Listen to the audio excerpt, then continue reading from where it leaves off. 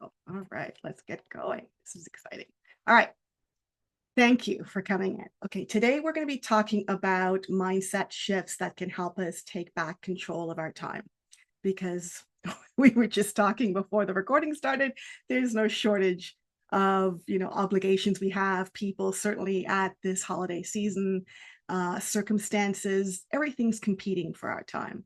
And there is a lot going on around us that wants our attention. There's also a lot going on inside of us that needs our attention.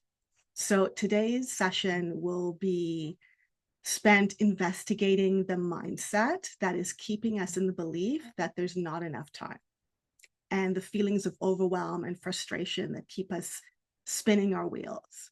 And so the goal for me, and I hope it is for you, that at the end of this session, we have a little more clarity around prioritizing our agenda, who makes it onto our schedule. Just letting in Kadeen. Yeah, there we go. Setting clear boundaries for ourselves to keep ourselves in check. Reducing stress around being everything to everyone all the time. That was a big one I actually learned decades ago, and it was hugely helpful in me being able to develop the strength to say no often when necessary. And taking responsibility for ourselves and allowing others to do the same. That's a huge one that I learned not that long ago. And it's made a big shift for me in what goes on and what I take on in my life.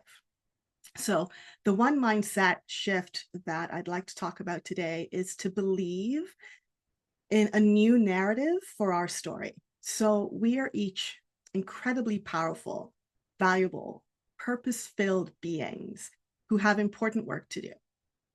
And, we each have some gift or expertise or skill or wisdom that we're meant to share with the world. And we get to do amazing things for ourselves and others. And the 24 hours that we have in a day is plenty of time to take care of ourselves, share our gifts with others, and enjoy our lives. However, when we buy into the false narrative that there is not enough time, we fail to use our time wisely.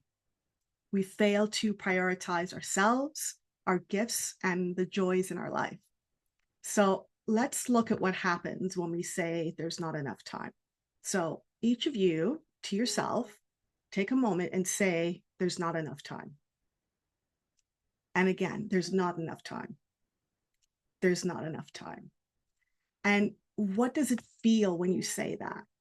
Does it make you feel expanded, invigorated, motivated? Put it in the chat. Or does it make you feel defeated or contracted or exhausted? Share with me what you think, what you feel came up.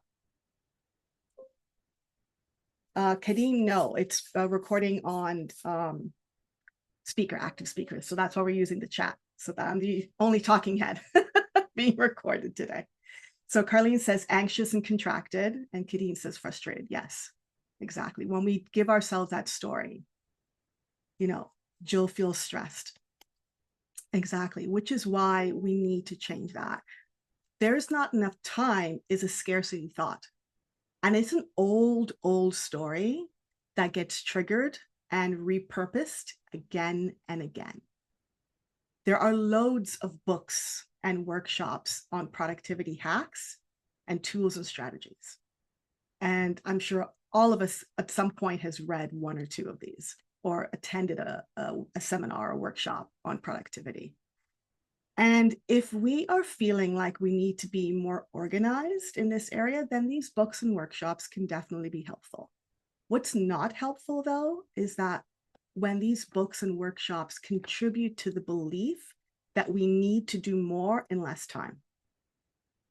The story of having more to do is another old story that when we play it on repeat, it deepens that belief that there is not enough time.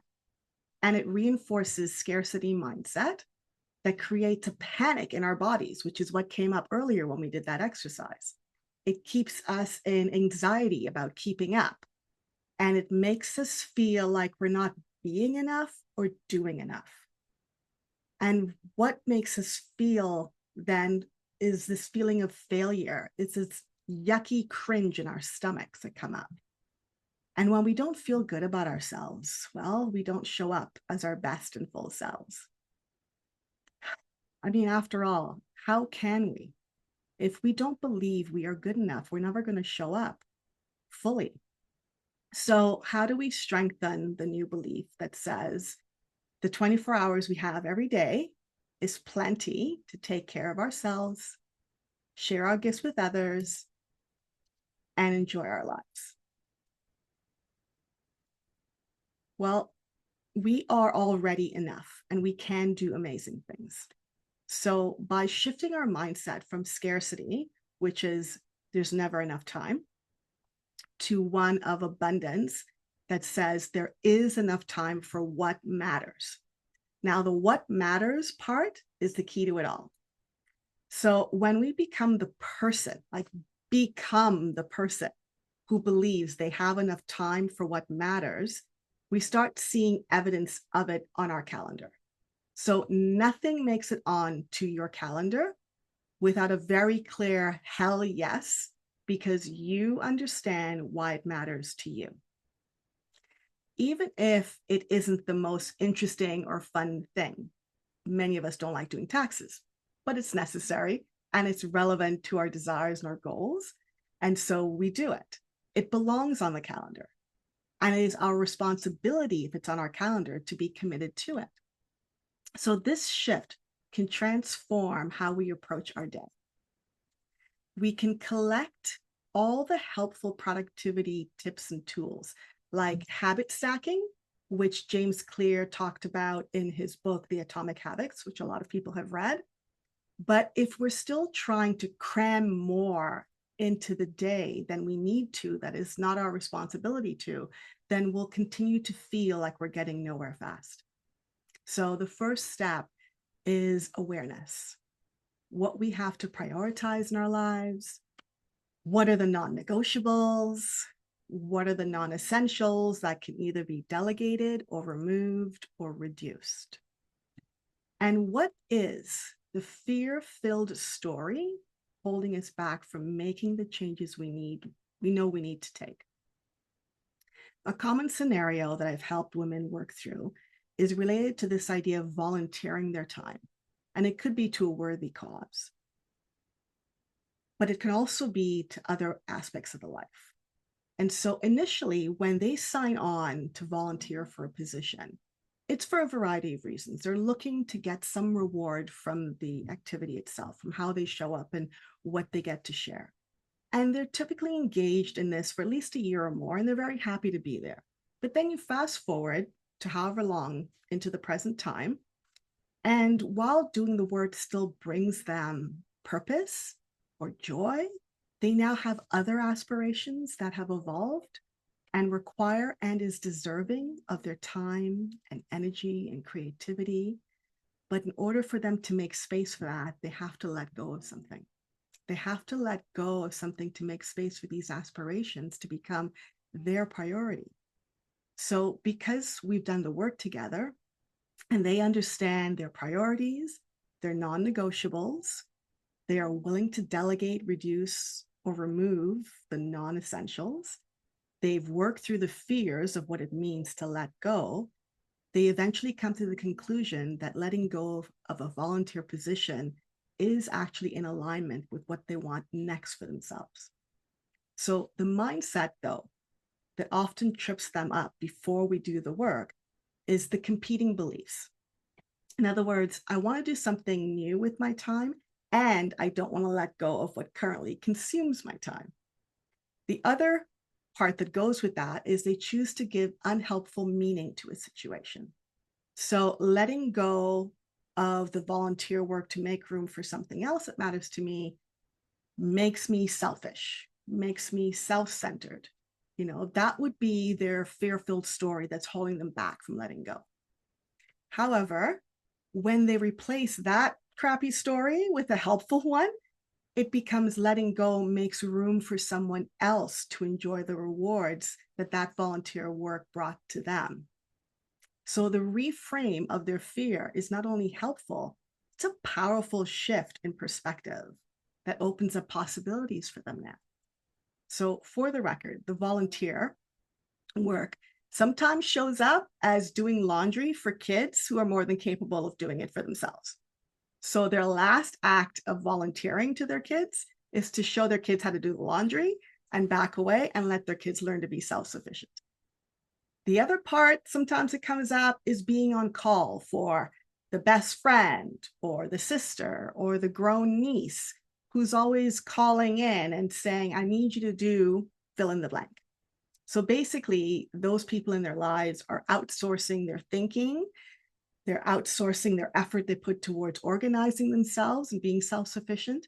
And this woman is caught in this loop of taking responsibility for their work, which means that person that they are trying to love and trying to be there for is not learning to take responsibility for themselves, for their own development and their own results. And so oftentimes we get caught in that loop thinking we have to be the person who does for them. And really, we need to allow them to do for themselves. So change the terms of the volunteer work. Sometimes it means, hey, come up with your own solutions and then let me be your person of feedback, which allows them to exercise their own autonomy in their own situations. So I have a few friends and we commiserate over the idea of having our yes light on all the time. But because I have been strengthening my skill of saying no, my no light comes on frequently. And I've been sharing with my friends how I get there without the guilt. So let's put you through a bit of an exercise now and see what comes up for you.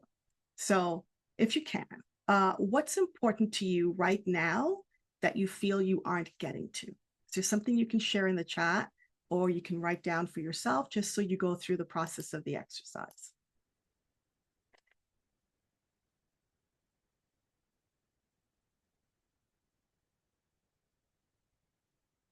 Sleep. You are getting sleep. Okay. All right. Me time. Yeah. Kadeen, I hear you.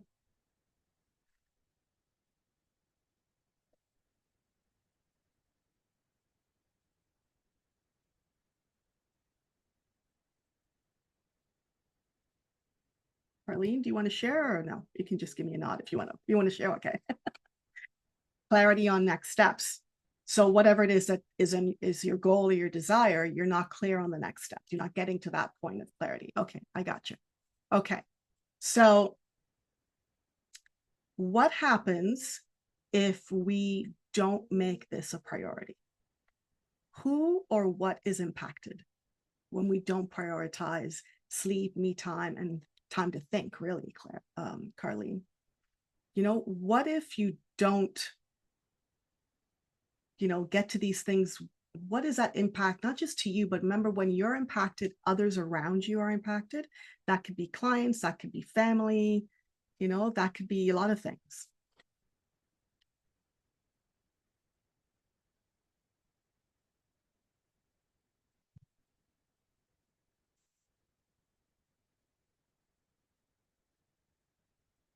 Yeah.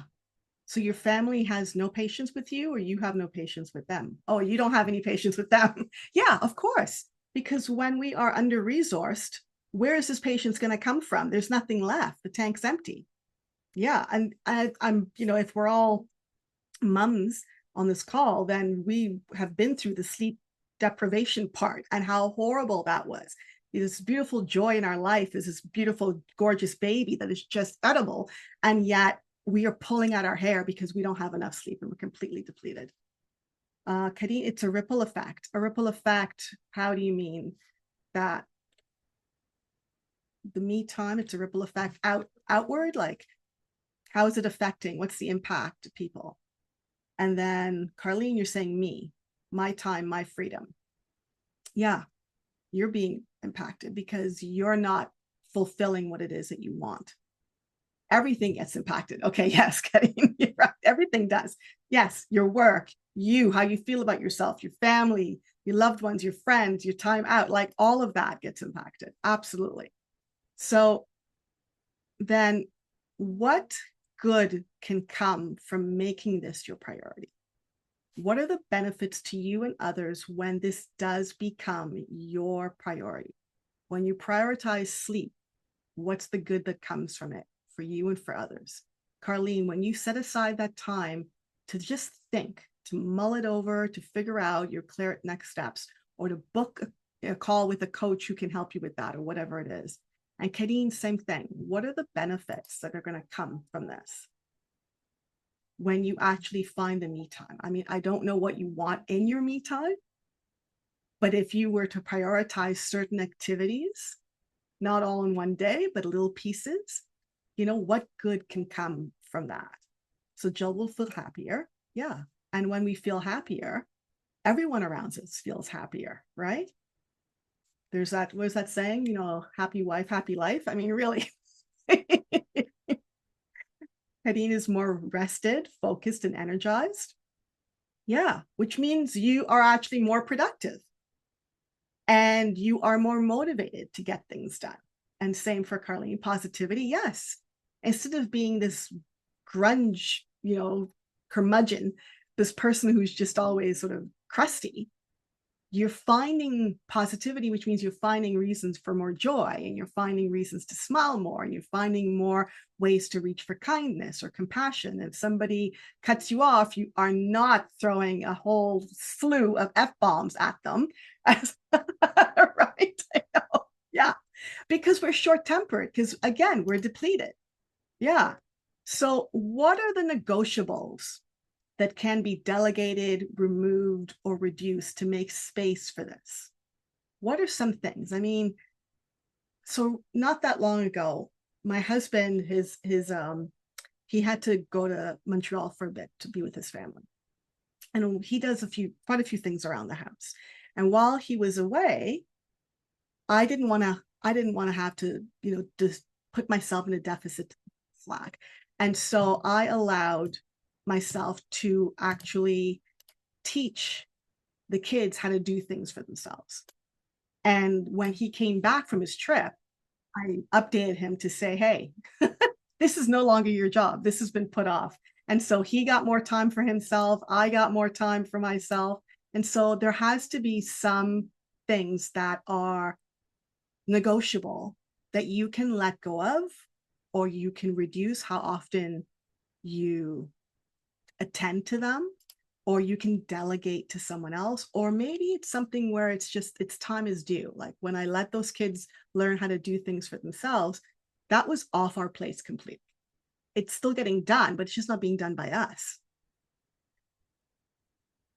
And sometimes, especially with kids, we think, not little kids, but we think that they need more help than they need, and really they feel really great about doing things for themselves.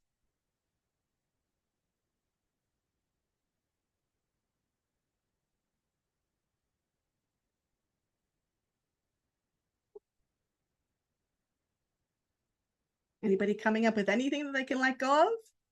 Oh, okay. Let's see.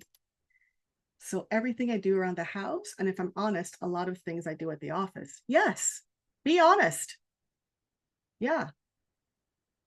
And the thing is, once you start doing something and you do it really well, people don't bother to learn how to do it themselves. They keep coming back to you and dumping it on you. Oh, you're so good at that.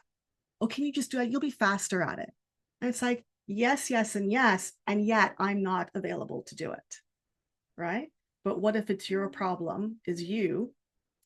What if your problem is you don't like how others do it? Oh, I love that question. So I'll tell you a really great story. When we have two kids. When our first son was born, obviously I was mom on deck, doing all the feedings, diaper changes, all the things, right? And I wanted to be away, I don't remember why, but I was going to be away from the home. And I left my husband to take care of our new baby. And I came back and he was in the middle of doing a diaper change or whatever it was. And I'm watching him and I'm like micromanaging how he's doing this diaper changing. And he is not having it. And he says to me, don't shame me just because I'm not as practiced as you are. And that's the thing. Because they aren't doing it, he's not doing it my way, doesn't make his way wrong. It just makes it different. And so at some point, we have to let go. We have to be grateful for the fact that he's doing it at all. We have to be grateful for the fact that people can do it, just not your way. So I think what you have to do is, Jill specifically, is set the level of excellence that you expect. Like, this is what done looks like. How you get there is up to you, but this is what done looks like. And that's where we move away from the perfectionism of it to the excellence of it. This is what done looks like. And as Brene Brown likes to say, clarity is kindness. And I think that's when it's kind to us and to them. They don't feel like they're failing when they understand what you expect. And you don't feel frustrated because you've clearly articulated what done looks like. Because I agree with you. It's really annoying when they don't do it well. Like, anybody else? Carlene, Kadeen? Yeah, you're welcome. Anything you can delegate, remove, or even just reduce how often it happens that could free up time for the me time and for you to think. And cleaning. Yeah. Yeah. I mean, I don't know who's at home with you, if this is home cleaning, but there are other humans in the house, and simply, picking up after themselves is a big deal. The small errands. Yeah. Why not? Yeah, there are things that can start, that you can see in your day. And even if you hadn't thought of it before, now that we've had this discussion about it, as you move through your day, I know the holidays are coming, and so it's going to be more hectic than usual. But even within that, as you move through your day, keep a watchful eye, become aware of what is going on that doesn't need to be done by you specifically. Because we all have skills and things we can do. I'm usually the head chef in the house, so all food, the food train runs through me.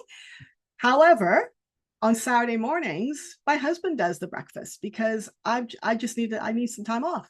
I don't want to do it on Saturdays, so he takes the lead. So there are just some times where people can step in and help out. However, we need to know that we can ask for that help. So when you think of letting this stuff go, what's the fear that comes up when you think about making that space? So Jill, I know that you already shared your fear, I think, which is you're afraid they won't do it to your liking, right? And then you'll be disappointed. And so we've talked about that. The cleaning, is it something similar for you, Kitty? Like, you don't think they'll do it to your standard, What is the fear that's coming up? Carlene, is it asking people to do small errands and to seem like, well, why can't I just do that? I'm here anyways, because you work from home, which is a terrible mindset to have about it. And I deal with that myself. Working from home, it's like, well, you can just do this and that. Yeah, well, I can't actually. It's going to have to wait.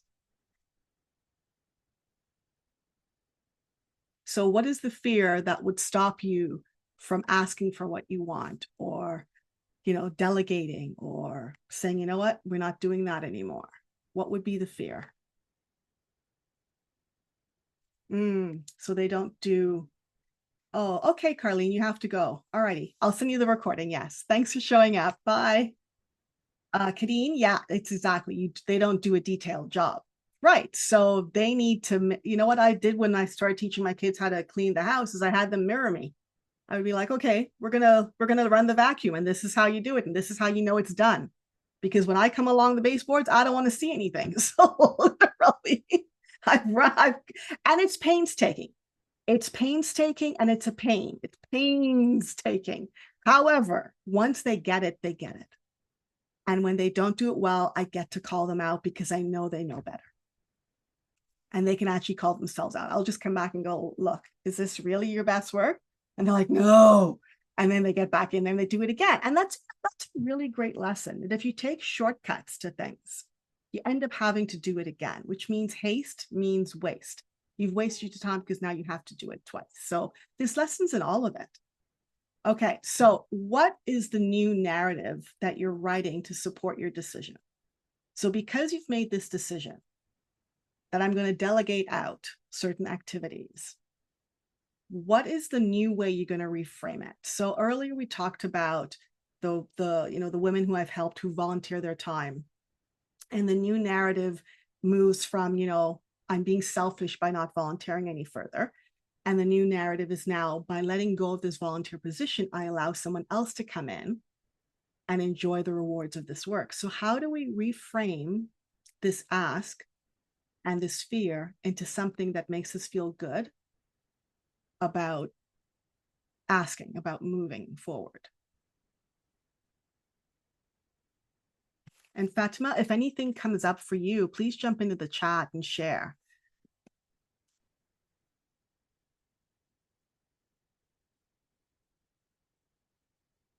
Does anybody have a reframe for anything?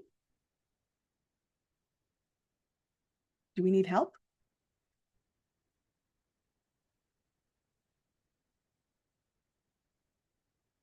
Yeah, it's better for them to learn. That's perfect.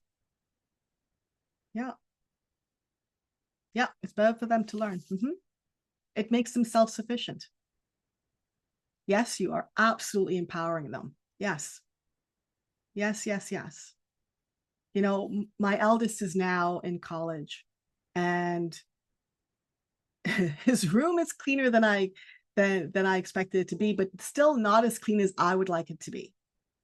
And so there is a gap there between my expectations and his reality. And yet I accept his reality because I know that it took an effort to get to where he is. And so sometimes, but I had to teach him. I had to teach him all the different little things. And so I'm really proud of where he's gotten himself, even though it's not at my level. But then again, I've got decades ahead of him of being practiced at being tidy. And so, oh, Kadeen, you have to go too. Okay. See you later. I'll send you the recording. Yes, Fatima, there's no reason to feel that you need to do it all. And yet we're fairly programmed to believe that, right? Yeah. So what's the one action you can take today to prioritize this on your schedule? So do you have to make a little cleaning schedule? Do you want to call a family meeting that says, hey, from now on, everybody gets to help out because you're all old enough to help out? What's the one thing that you think you can do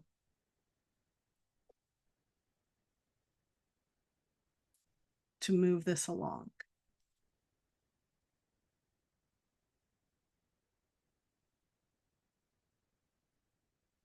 And once you figure out what that one thing is, you're going to put it in your calendar.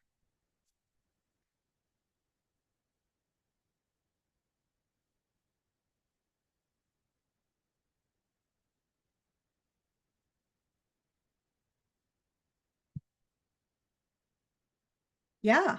Setting the outcome. Yes. Yes. Absolutely. So, however you're going to introduce this, make a note to put it in your calendar. It says, I'm going to talk to hubby about this because we're going to team up. And then we're going to talk to the kids. We're going to team up. And that's a great way of looking at it too when we're trying to get our family on board, is that we're teaming up. We're a family. We work together. We each do our bit. And it's nice for them to feel included. Okay, so there's so much more that we can talk about in this. However, we can't jam it all in to our time today. So here are my closing remarks for this portion, this recorded portion of it, is that women have been habituated to support others first. This is generational programming. And while it is a challenge to change, it is changeable. And the change is due. It is time we put boundaries around our time that keeps us from choosing ourselves last. So here's my ask. Whenever you catch the thought, there's not enough time, and you catch that running through your head, please replace it with, there is always time for what matters to me. The powerful affirmation will help you rewrite the narrative of your story. Who you are, the importance of your work, the amazing experiences you get to have. You deserve the time it takes to take care of yourself, to share your gifts, and to enjoy your life. Okay, so I am going to stop recording and we will move into the open Q&A portion. Just give me a second here.